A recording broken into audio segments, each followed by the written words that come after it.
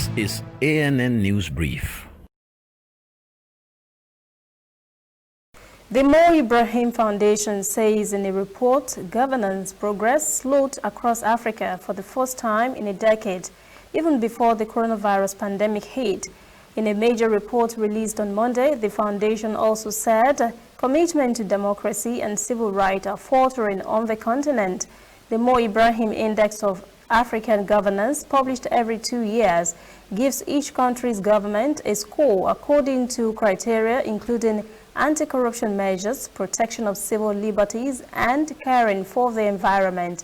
In this year's report, the Ibrahim Foundation said progress has slowed in the last 5 years, and this year, for the first time in the last 10 years, the combined score for all the countries fell year on year.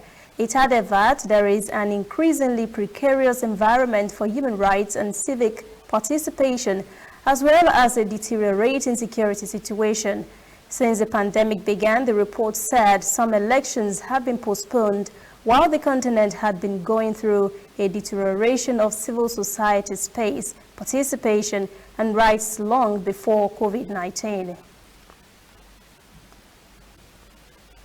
60 tons of Algerian humanitarian aid made up of foodstuffs and pharmaceutical products were sent aboard two military aircraft came under the Algerian Air Forces to the Sahrawi people in the refugee camps of Tindouf. Algeria's initiative coincides with the crucial political situation the Sahrawi region is enduring these days. Head of the Algerian Red Crescent urges all organizations to act unceasingly in support to the Sahrawis. She also called on Algerian people to preserve the culture of solidarity and increase aid to refugees in general and to Sahrawis camps in particular. The Kenyan government has revised the school calendar. All students will now report to school on January the 4th. Education Cabinet Secretary George Magoha, who announced the new date, also issued a detailed examination calendar for candidates who are expected to sit for their national examinations in March next year. The revised school calendar has generated concerns over the medical cover for teachers who may contract COVID-19 in the line of duty.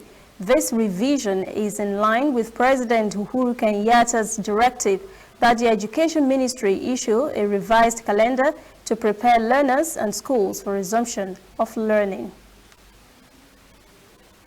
That is ANN News Brief at 11. For details on these and other breaking stories, visit our website, annafrica.news. Conversation continues on our social media platforms, Twitter, Instagram, and Facebook at ANN Africa TV.